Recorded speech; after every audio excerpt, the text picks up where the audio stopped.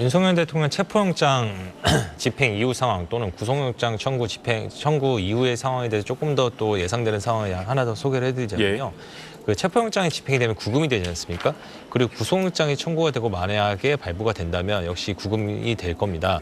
그럼 윤석열 대통령 측에서는 어떤 주장을 할 것으로 예상이 되냐면 지금 탄핵 심판이 또 동시에 진행되잖아요. 그렇죠.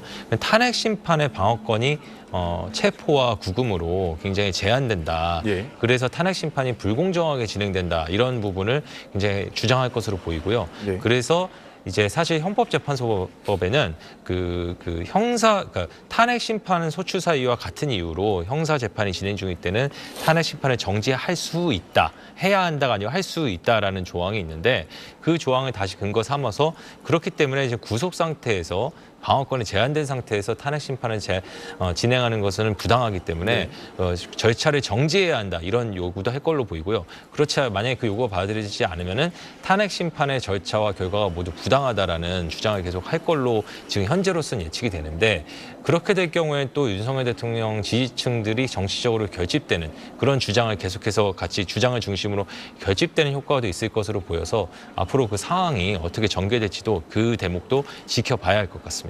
네, 박근혜 전 대통령 같은 경우엔 파면이 먼저였었고 이후에 구속과 수사가 이어졌는데 이번 윤석열 대통령의 경우에는 아직 체포영장 집행 시도가 지금 이뤄지고 있는 상황입니다만 정반대다 이렇게 볼 수 있겠군요. 그렇죠. 그게 왜 그런 상황이 발생하냐면은 현직 대통령의 경우에는 내란죄와 외환의죄를 제외하고는 이제 강제 수사, 소추는 일단 불가능하다고 공소 제기가 불가능하다는 거는 헌법에 써 있고요. 네. 그거에 따라서 이제 강제 수사까지도 어렵지 않느냐라는 게 다수설이고 하지만 이미 수사는 가능하다 이런 부분이 또 다수설인데 어쨌든 박근혜 전 대통령 같은 경우에는 내란죄나 외환의죄가 아니었기 때문에 파면 전에는 어떤 강제 수사가 진행되지는 않습니다. 다만 지적해둘 것은 그 당시에도 검찰이 박근혜 전 대통령이 입건했다고 발표하는 등 이미 수사는 진행이 된 사례가 있습니다. 그렇기 때문에 그 부분이 나중에 다른 점에서 논란이 될 수 있기 때문에 밝혀두고요.